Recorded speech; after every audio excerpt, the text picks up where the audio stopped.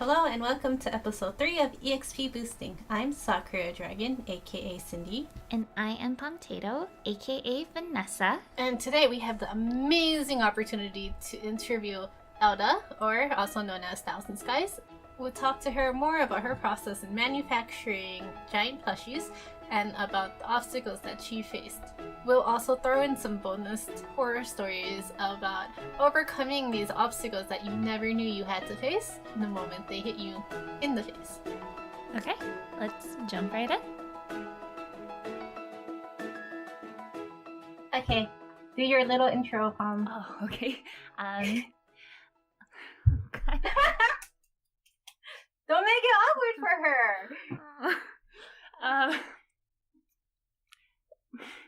Welcome to EXP Boosting, the podcast that helps you to just press start and go.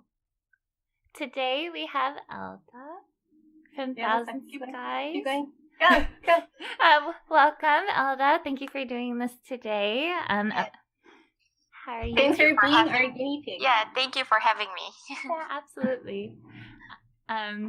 So you are our first official guest on the show. Yay! So I'm honored. oh yes, so we're just going to ask you a few questions that we have. Since you've come quite a long way since I think you started Thousand Skies. It seems. How long have you been doing this for? I want to. It's very vague when someone asks when I started Thousand Skies because I have Thousand Skies as my student portfolio when I was in college.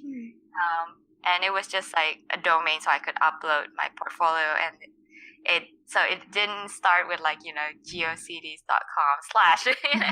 Oh, that's really outdated. Wow. Yeah. Does that even exist? Yeah, so We're making yourself sound old. Let's it's okay, I am old.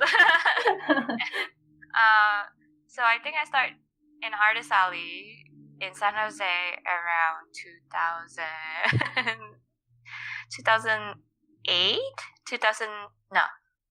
maybe 2009. Maybe there's one 2006, and then I skip a year. Maybe 2006, 2007, I skip a year, and then I start again 2009. And that's like art prints. So, and then it was 2000. When I start manufacturing the plushies, I felt like that's when I fully reached my potential. Maybe like I started what Thousand Skies should be. So that's 2 years ago. So 2016. Oh wow! When you say what Thousand Skies should be, you mean that what you've always wanted it to be? Or? I feel like before, I still sell my stuff at Etsy because I feel like I don't know what the store would like because it's all handmade. What I have on Etsy, I have some label pin and enamel pin and stuff, but those are I still consider like very low run production. So 2017. So it's still just a year ago when I started the plushies, and that's when I realized like, oh, I should get the thousandskies.com to actually become a store, and I guess last year is when it's officially thousandskies.com started. Oh, I guess you mean like when you're officially fully committed because now there's no way out. Kind of, yeah, because there's too much investment now. Yeah. Before I feel like it's all like I close my store all the time before I have the Etsy because like I'm like, oh, I can't deal with it. I'll just close it, But this time I feel like I'm fully committed. You're right. It's like the brand is there, so now I have to like run it like a business, and that's last year is when it started. Okay. Vanessa actually went out of order. So we're trying to start this podcast with the question for you. And the question is, since our podcast is going to be video game themed, so the question for you is, what games are you playing right now? Game I'm playing right now is Monster Hunter because they have a Halloween event right now. Oh, no, I don't need any more games. No.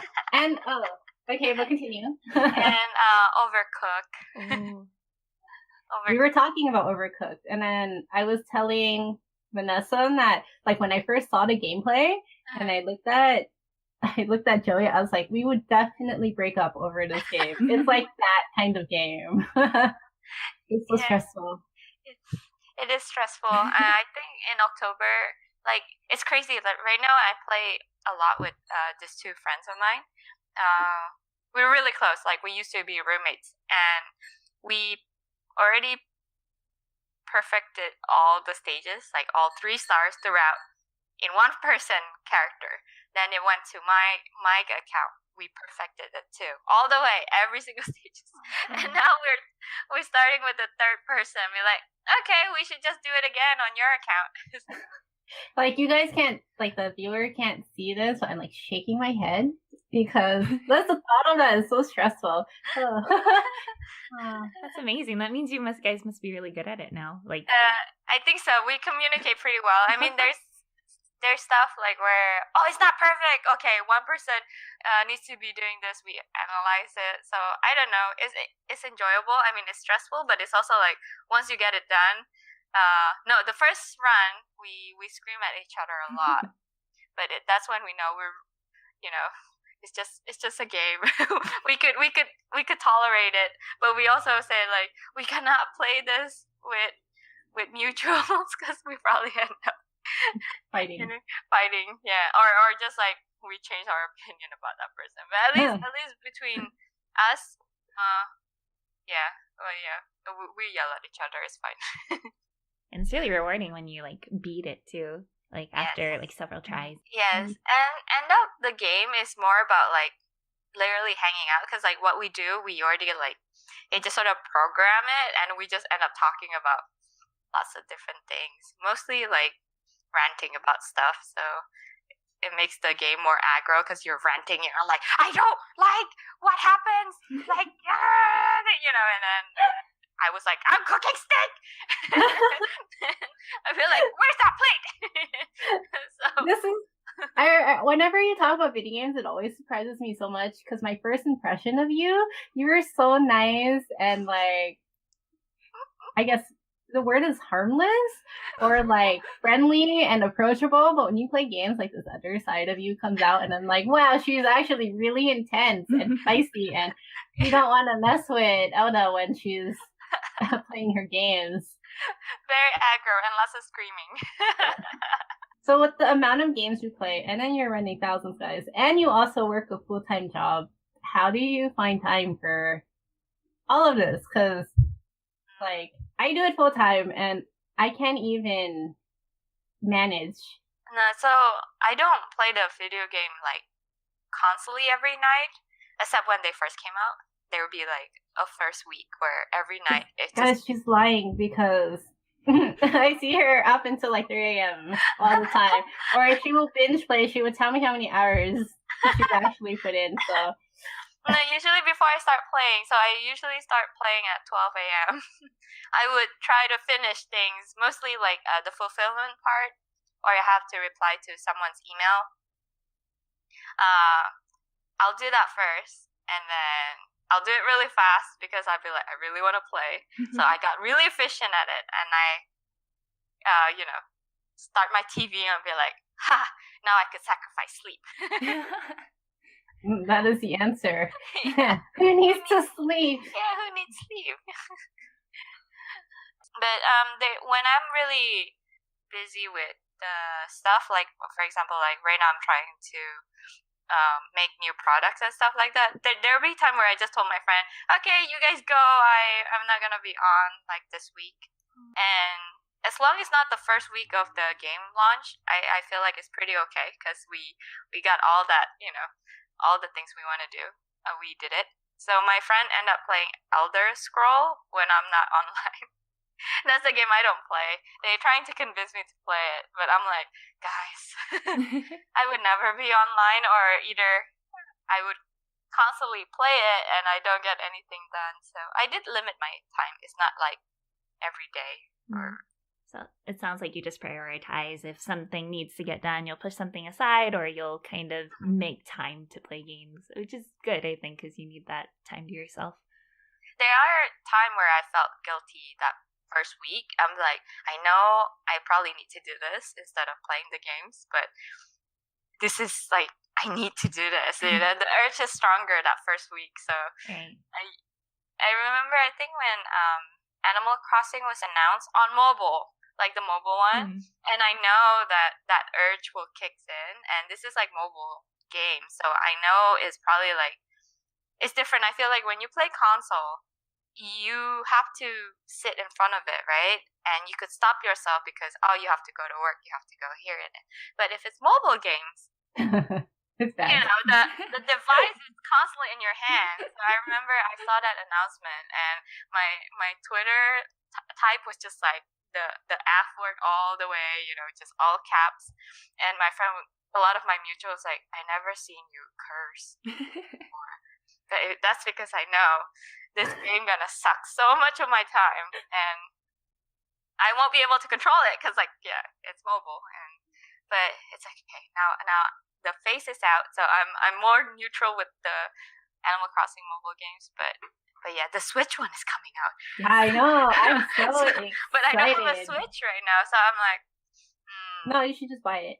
I know. I'm now. I end up like, before I want to buy any of the skin would be fine, but now that I know they announced Katamari and also Yeah. That's exciting. Yeah. I'm really excited. Super I know, I'm exciting. really hoping one of them will have a skin, and I could just wait until they announce something, and I'll get that one. Yeah, that would be nice. Yeah, it'd be sad to like buy it before something nice came out. I bought my Switch 1 month before they announced the Pokemon one. Oh. And I was like, well, that's what I get for being impatient. Get another one. Get a second one. Sell your first one. That's true. So I know I ask you this all the time, but like with your time management, do you want to be full-time like Thousand Skies? And if not, like, why not? Right now, like, there's a lot of pro and cons about it. But I do have, at least right now, I have a set of goal that I don't want to say it Okay. out loud because that's my personal goal. Yeah. If I reach that goal, I told myself, then I'll focus on Thousand Skies full time. Okay. But right now, I haven't reached that goal yet. So, and you know, I love people at my work, like the art team. I love them. I mean, it seems like they make me like more of a sane person, because sometimes I could go and talk about. I'm a type of person who I could be obsessed about one thing, and I would just like forget about a lot of things. I'm just focusing all my energy in that one part. So when I hang out with my coworker, it neutralizes it a little bit. That I'll be like, okay, I'm still okay, and so I'm still normal. I'm still normal. I'm not hyper focused. Yeah, it like not so much of a distraction, but it's more like hey, this is what normal people do and stuff, and I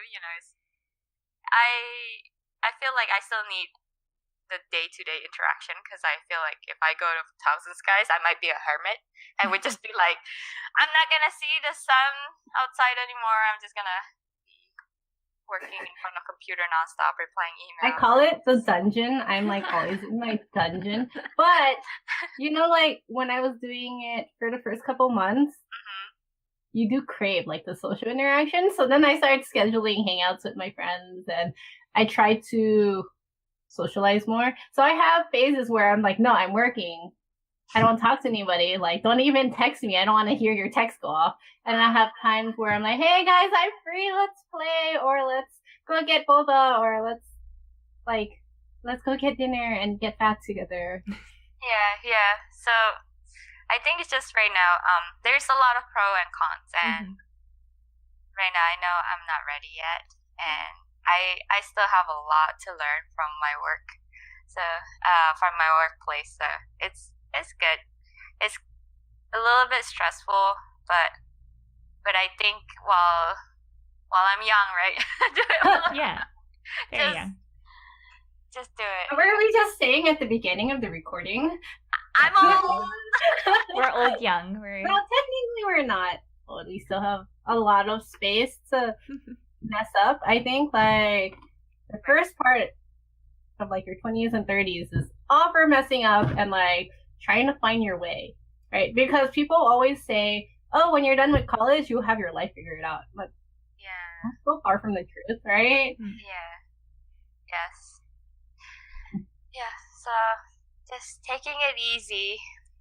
That's I guess. Is this your definition of taking it easy? Well, no, because I mean, like, if I'm taking it, like, it's like you are taking it hard, I think, because right now I have the padding because I work, so it's in a way it's slower for me. Everything just end up being slower because like I can't go full force on anything. I mean, it's less risk and I admire more of you guys. You know, no, the other way. The other way. You quit your full-time job and doing it. It's like it takes lots of courage. Disclaimer, because Elda, you have been my source of inspiration and my hero from like when the first time I met you or learned about you through Gaia, and then like even today, like. Sometimes I sit here and I'm getting swamped and I'm so overwhelmed with my own production schedule. I think about you and I'm like, Elda's still at her full-time job. I don't know how she does it. And she plays games and she's like really hip because she plays all of the recent games. I don't know how she achieves so much in the tiny little 24 hours. Yeah, Sakuradragon Cindy talks a lot about you and how great you are. So, but both of you are very admirable. So yeah, Cindy has a lot more like discipline. I feel like because like when you realize it, Cindy, you produce content nonstop. Like I could take off social media like 2 weeks or 3 weeks sometimes. I'm just like, oh, I can't handle this, and so I just stop. You know, so I feel in that way. That's when I said like I have less risk because I could just do, oh, I don't feel like doing this today, so I just don't do it. But with you, because you have this commitment full time, you have to constantly keep up with it, so it's harder. Trust me, because I'd be like, no, I don't feel like functioning today. I'm just gonna lay on the couch and sleep. Oh, I feel like that all the time. But Elda, thank you. You're gonna make me cry on camera. Like, oh, thanks. My hero noticed. Senpai noticed me. Like every time I look at my social media, I'm like, wow, Cindy produced so much content. So you know, it's good. Your hard work is, you know, fueled by fear of failing. It's not healthy. I don't think being creative or being creator is actually like sane in any way. I agree. Yeah. Sometimes you need that to sometimes like just do something different and suddenly we're like, wow, I did that just because that everything is like, you know, you need to let it out and sometimes you produce something good, sometimes you produce something not great, but you need to be you to produce that content, so I think everything is good. Okay, hold on. Emphasis on the you need to be you. Because a lot of people forget that, right? That is, people, when you look on like forums and stuff, people are always asking, oh, what is it that sells? What should I draw? What should I make next? What's popular? And my answer is, it doesn't matter what you make, you need to be happy making it. Like, yeah. I think that's part of it. Like when you happy making it, essentially you're celebrating yourself too. I think because like when you're happy, that means you're just being yourself. I think. Yeah, that's amazing. And like in the off chance that something you make isn't as popular as you wanted it, like I have those moments where like something I'm really proud of isn't selling, and I'm like, whatever, I did it for me. I'm like, I wanted it, and that's why it's there, and that makes me happy, and I'm okay with that. Yeah. And I think just creating in general, like a lot of people think too much before they start creating. So the idea that you make something and hopefully you're happy with it, and then you keep learning what you like and go from there. I mean, realistically, sometimes when you need, because I know a lot of people, doing this as their full-time job. So it is not realistic to just keep doing something for I mean, some people will have to do like for let's say like something that is popular at the time, and I have nothing against it because they could still make it like unique to their style. Yeah. So I think, yeah, right now I'm not trying to say that, oh, you should just do something original. That's also not it. As long as like, it's you and you enjoy making it. So it could be like you enjoy making the character from this show and stuff like that. I think that's also legit. It's like, the answer is follow your heart. Follow your heart, yes. Yeah. Yes. As cheesy as that is. And actually, Elda, when I met you for the first time, right, you mentioned that you were doing prints. And then I remember, like, I was just fangirling so hard. I found every excuse I could to, like, go back to your table with anime and just smile and watch or talk to you.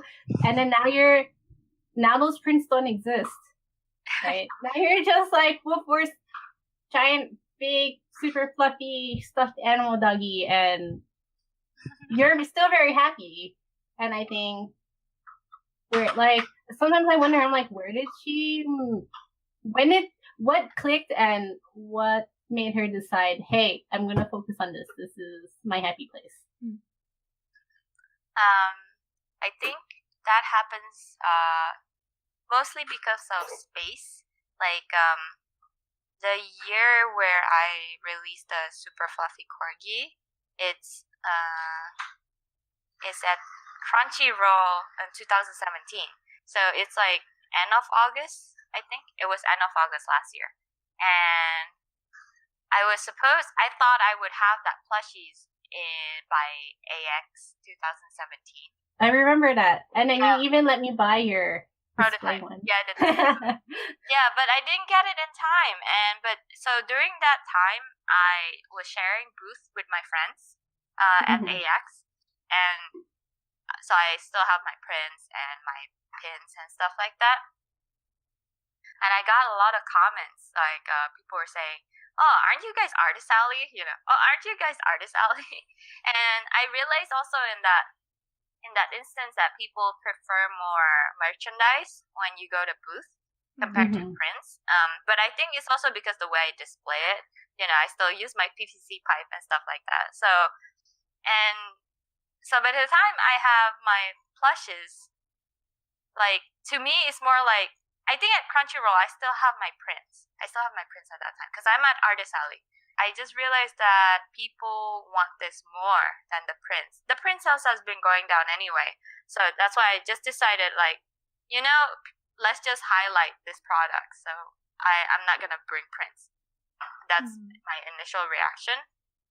And when I go to the, like, dealer's booth, I feel like I want to do the display differently from how I used to display my stuff at Artist Alley. So I decided to get rid of the PVC pipes and I buy this giant backdrops, which is really cute, by the way. I don't think I've ever complimented, but I love it. Yeah, and then just dealing with the inventory on the plushies itself, I'm be like, yeah, all of these elements, I'd be like, yeah, I could not do prints anymore. What made you kind of want to try like doing plushies? Because that's a big jump from like prints to plushies, right? What was your thought when you're like, oh, I want to try this kind of thing? So before I have the prints to plushies, I do have handmade pillows. So I start hand making pillows because I'd be like, I start making pins and I have. I start making the prints, and then suddenly I jumped to handmade pillow because at that time I was really into craft stuff, and I saw like a lot of people doing this like style pillows, and I'll be like, yeah, that would be really cute, and I was doing this series of dog studies at that time, so I was like, hey, maybe I could do this dog as a print it on fabric and make it a pillow and see what happened.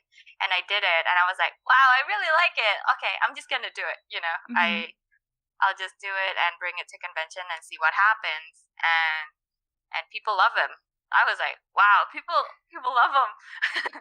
And that's when I first opened my Etsy store. So see, every time I decide to open a store, like, it's not because I sell my art prints, it's because I got a good reaction of something that is more physical, like tangible. I mean, like, prints is physical, but it's a very unique item. Like, it's a very specific one. Right. But this is more like merchandising, and I, as a consumer, I do realize that I like to get something that is more like that's not the right word. Tangible, yeah, I guess so. I mean, art prints is nice, but then by the time you start hanging them all on your wall, you're like, I need more space, and then I don't have any more space, or it's just like, I have more experience with tangible item because we, as a consumer, we have so much stuff on daily basis. I love shopping. I love to go to Target and just browse something, right? Or who doesn't? Target is my happy place. Yeah. So and that's when I'd be like, you know what, I'm ready. And even when I opened my Etsy store, I did not list my art prints. Yeah, I don't know why. It's just like always no, I know why. Because it's harder to ship art prints. I was like, I don't want to deal with having them bend or something like that. It's okay. I'll just start with pillows because that's what was going viral at that time. It went viral on Tumblr. That's why I decided to open an Etsy store. And as I keep, because it did so well, I keep adding design throughout the year. So I think it went on for, I want to check what the...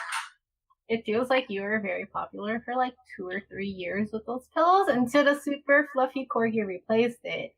Now your Super Fluffy Corgi and Shiba are like the star. Yeah. So, yeah, I think it was 5 years ago. From 2013 is when I start making the pillows. You're so cool. Oh my god. 2013.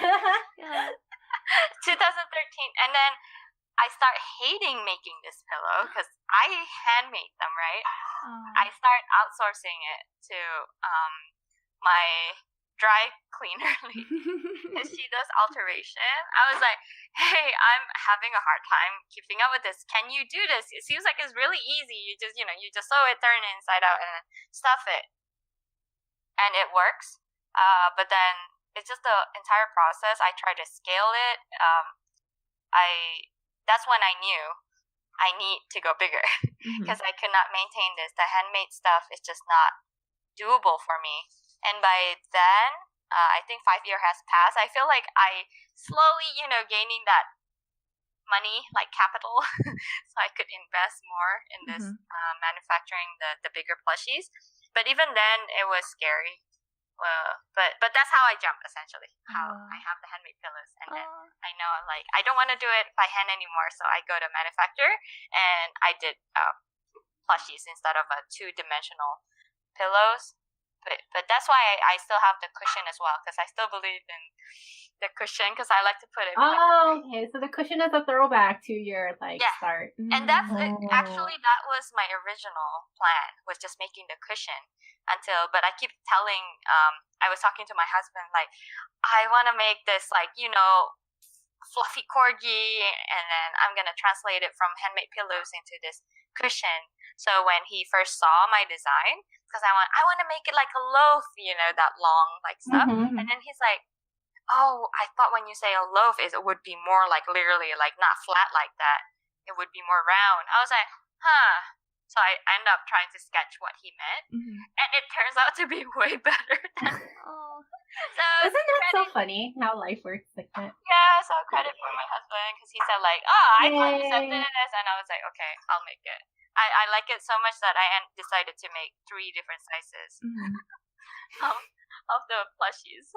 But that's kind of the progression that you went through as you evolve, where you kind of grow out of something, right? Like, you're doing it and it's not working for you anymore, and like your time is more valuable, so you find ways to evolve to accommodate for more time that you can use in other resources. So, like, no matter what, you're going to be really busy.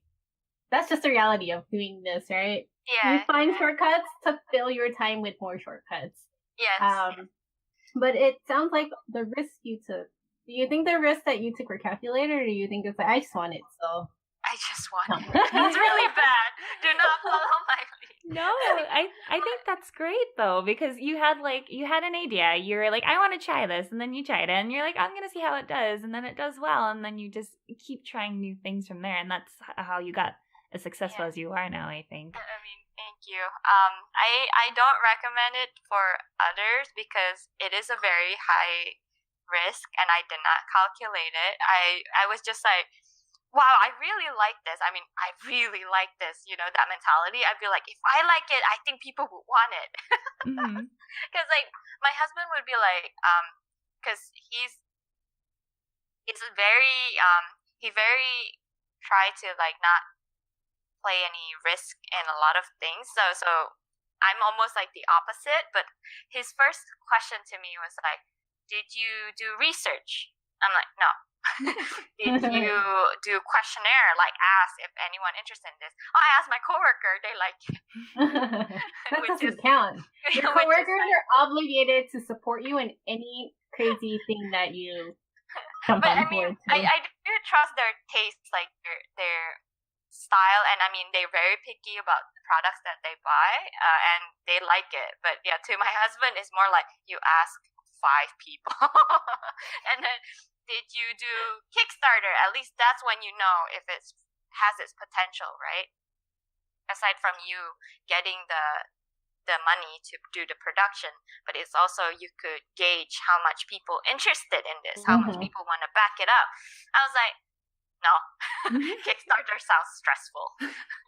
Right, it is stressful. Speaking from experience, right? You have to like think of the tier, and then you have to like.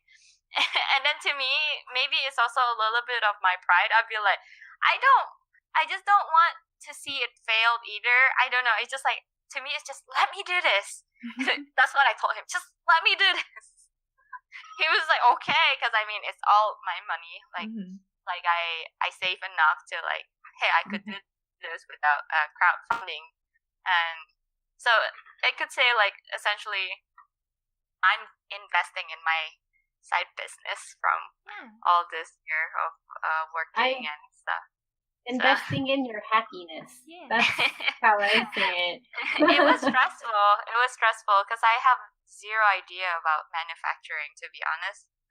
It's yeah, I mean, you could learn it, like me. Eventually you learn it, which is, now I have a lot of funny story I could share to my friends and family who are like, you think I know how to like receive this much plushies? Like, even though everyone probably, I had the experience with art book, but art book is still like, flat. Compact.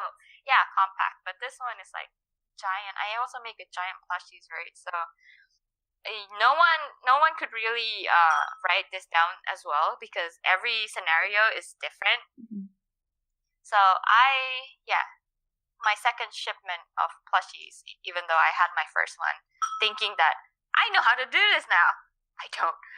Second shipment came in, I'll be like, how on earth did I manage to, so. Where am I going to put this? Right. So next week will be my third shipment. So I think I figured this out. I think I figured it out. But you guys you could ask me again next month and see how it goes. I'm probably like, oh my god, I did not know that I screw up with this part. But I could give one of the example. What I screw up is the second shipment. They sent the load in, right? And I was ready with my storage space and be like, I got this all figured out. Except that when they say they deliver the load, it doesn't come with people to unload it.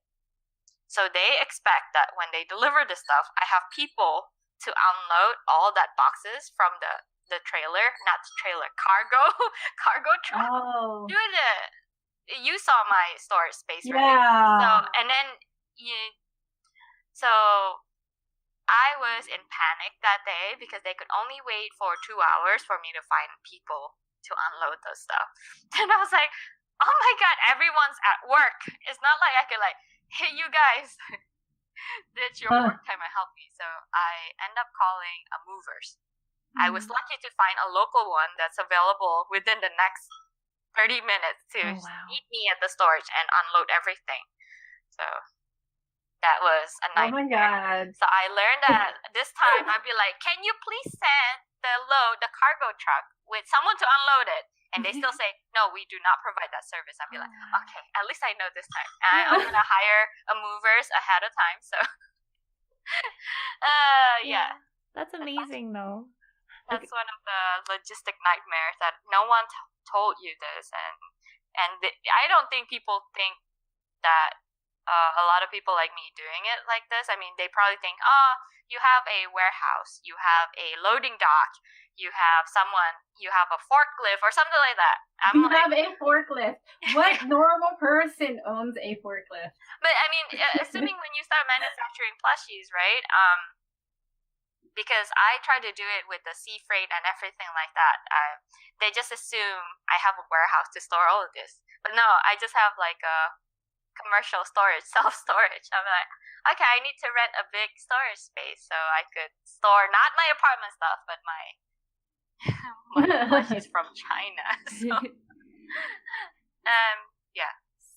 So you're saying that like you basically said that you can't write all this stuff down. You could do as much research as you can, but you wouldn't really be able to learn any of this except through experience, right? And kind of just trying things out. Yeah. That's very creator life. Yeah.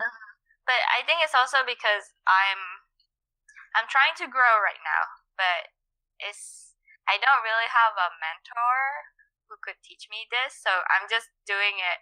I'm figuring out as I go. So anything that I said is not. I could guarantee none of them are a great solution. There could have been a better solution. But right now I'm just doing it with what of the thing I have, like the thing that I could think of. So it's not very efficient. I'm thinking about how you must have felt when they said you have 2 hours to unload this, and it was like just you. If it was me, I would have been like, what? No, come back. Like either like you sit there and you cry because it's so stressful, or you're like rewind. But rewinding is not a real life option, right? That's why you're so cool, Elda. Oh my god. It was so like that day when they say 2 hours to do this. It's actually more of 4 hours. I argue myself. You need to wait for another 4 hours because they're 2 hours early than what they scheduled time. Yeah. So I got that 2 extra hours leeway to like find someone because it was insane. But I felt like it was such a lucky day that they screw up. They came in too early, so I know the problem 2 hours early. So they have to wait from what they told me they came, and then 2 hours from that. So I have 4 hours to figure it out. Or else they have to drive it back to, I think it's San Francisco or Oakland, I forgot. So they have to drive it back. So I have to pay another time for them to come back. So it is really stressful. I don't know. I was like, after that day, I'm just like, I'm done. And I'm just gonna and then I opened the plushies as well. And I found a mistake that, I'm not very, I mean, it's livable, but I was, as a creator, it's just like finding your enamel pin and suddenly like, this part is a wrong color. And it's like, to people, they won't notice, but to a creator, it just sort of like, it hits you a little bit. Yeah. And I would spend like a couple days to just like grieve about like, trying to accept that, okay, it would be okay. And yeah, it's a tough, like, it's a tough life, Cindy. Even though I'm not doing this full time, but every time I go out with the process is hard, and so to others, like it's easy because you just buy it, right? But everything that goes behind the scene, I'm like, so much aggro going on. But people were always like, why don't you do plushies? Feed me Dino and a plushie. I was like, no, you don't understand what you want from, like, you don't understand what that implies. You're not just gonna get this cute little green fluff ball. You're gonna sign me up for, like, I'm gonna lose years off my life. I have to commit into a storage space, and then I can't even bring them to cons. Like, Elda had me I only carried 3 boxes that day for you. I delivered 3 of her large Corgi plushies to her her storage space, and that was my whole car. I was like, where am I going to put my equipment and my display and all my other things? Like, like thinking about it is so stressful. Oh. It is. I think it's just I didn't just. That's why, like, maybe when you think, oh, how do you go from art prints straight to pillows? There's a lot of baby step that I took. I feel like that gear me up, so I'm ready to take that next step. So I think it might come to you one day, Cindy. And maybe you're not ready about it right now, but I think it will. If when you're ready, you just sort of like, yeah, I guess this is it. I mean, wait. Let's pause, because that I feel like you're kind of like, yes, and you do the plushie pressure, like not direct pressure, but yeah, do the plushies. You're going to be able to do it. I think you will be able to do it. You just have to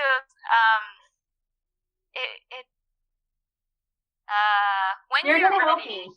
Yeah. Okay. When you're ready, I could share you all the nightmares of like what to avoid. Elda can be your mentor. Okay. Plush mentor. Not a great one. I just like my hero. I'll be the mentor that like, this is what you're not supposed to do. Yeah, that's all you can share with people, right? I can't tell you how to do it right. I can tell you what mistakes to avoid, but that's not going to be the whole picture. So good luck.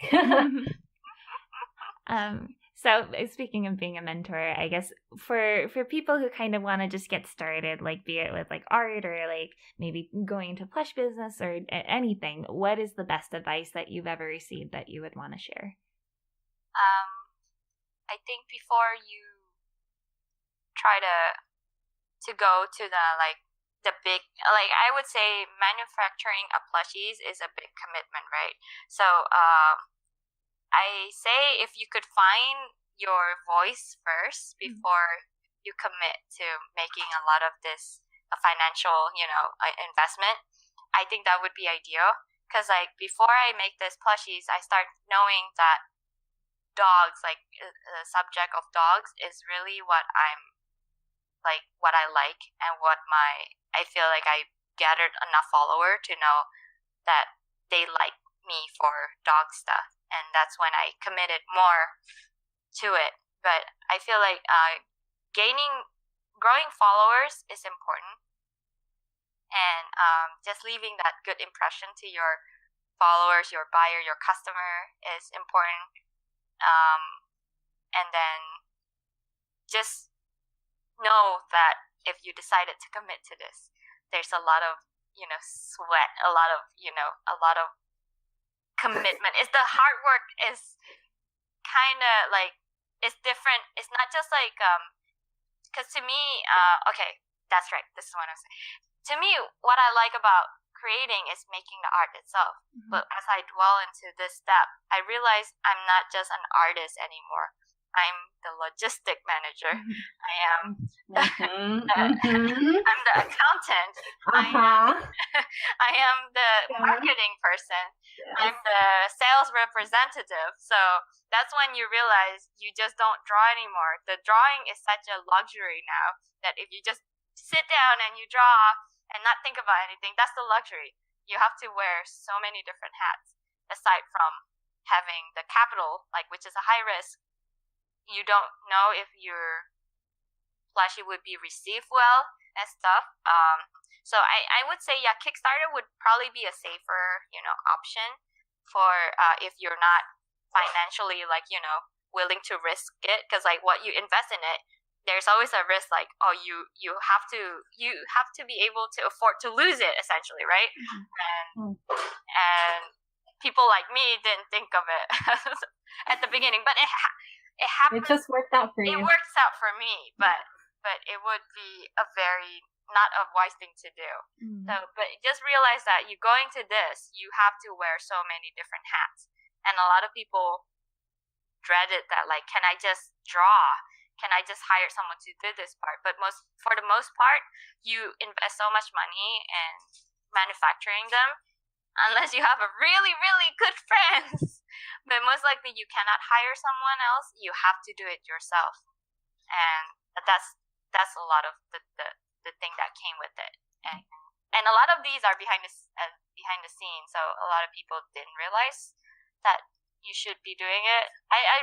There's one time where I just like, oh, all this paperwork I have to research, and the making sure all the plushies are in compliance with all the standard safety for toys. That's another thing. So it's almost like I'm a legal person too. Oh gosh, it's like, but my head is exploding. But I think I do all this extra stuff because I want to do it right. I want, if this plushies, I want to be able to do wholesale. So if this plushie will be carried to other stores, I want them to be a compliance with all the rules in this country. So you don't have to do it again. Yeah. And I want my customer to be safe too. So I do it also because I don't want someone, get sick because of this plushie and stuff. So I really think that part is important. So So it sounds like just know what you're getting into, but at the same time really love what you're doing, because there's so much that you have to do once you get into it. Right? Exactly. Okay, and then we're actually running out of time. That's so fast. I feel like there's so much more I could talk to you about because I'm learning a lot of this for the first time. But we usually ask one question at the end in addition to the first one. So when you play RPGs, what class do you usually play and why? So I don't usually play RPG. My first RPG is Maple Story 2, so which is just this year. I don't usually play MMO at all. But then I learned, except for Monster Hunter, that's right. Yeah, I was gonna say Monster Hunter. So yeah. So my class is usually someone who do a lot of damage at once. DPS? In Monster Hunter, I'm like the Great Sword, because like that's like the weapon that could give you the most damage. And Maple Story, I tried Berserker once, and then the second beta, I tried the heavy gunner. Okay. Oh, cool. That doesn't surprise me, no. She was like heavy-handed, just go in one and be done. Yeah. Go in once, hit once, be done, and then walk away. Like low effort, high damage. Full charge. Like kind of how you did everything with your business. Just full charge. I want it, so I'm gonna do it. Yes. Like oftentimes very clumsy, but yeah, that's my style. It doesn't even need to be that calculated when you're, like, I'm gonna go in and all it takes is one hit. Kinda, yes. It's just like I need it to be as efficient as possible in this one chance I have. Exactly. Yeah. Okay, so where can people find you online? Like, you could find me on Instagram, on Twitter, and Facebook. At Thousand Skies? My Instagram is Facebook. So Instagram is Thousand Skies. And Twitter is Thousand Skies _. No, 1000_skies. On Facebook is thousandskies.art. And any conventions coming up as well, they can find you? The next convention I'll be at CorgiCon October 13th in San Francisco. That would be my last convention of the year. Speaking of that, that means are we going to be able to get the site up that soon? That means now we're committed to that. I was hoping she would give us a later date. Oh my god. No. So either people you are listening to this pre the convention, CorgiCon, or after CorgiCon, in which you can look forward to stuff she'll be doing next year. Just follow her on Twitter. So thank you, Elda. I hope that wasn't too awkward or hard for you. No, I'm probably gonna wow, I babble so much. I can't wait to edit this and play it back for you. Oh my gosh, so I hope I'm not too babbly, because I tend to speak and I forgot what you're asking. I was like, what was the question again? I just keep talking. I was just like, so you've been I was great. inspired. I was inspired. Yeah. Maybe not to do plushies, but to keep working hard. Yeah, thank you so much. Thank you so much for having me. Thank you. Thank you. Okay, should we have her? Yeah. Can you? Okay, so we're gonna close with the just press start and go, which is our motto. So can you say that with high enthusiasm for exits? Press start and go. Yes. Yes. Start or stars? I'm sorry. Start. Like a start button on a Okay, game. start button. Okay. 3, 2, 1, go! Press start and go. Yay! Thanks for listening to episode 3 of EXP Boosting. Next time, we're gonna talk with Kitty and Max from T2T, a cute little boba shop here in Arcadia, California. T2T is a really special shop. It's really cute and really high quality. It's even managed to secure a solid 4.5-star rating on Yelp. So next week, we'll talk with Kitty and Max more about their journey in opening a boba shop and the obstacles they faced and overcame in order to be the great little shop that they are today. If you like what you heard, please check out our website at expboosting.com, the letter E, the letter X, the letter P, boosting.com, or check us out on social media at Twitter and Instagram at expboosting.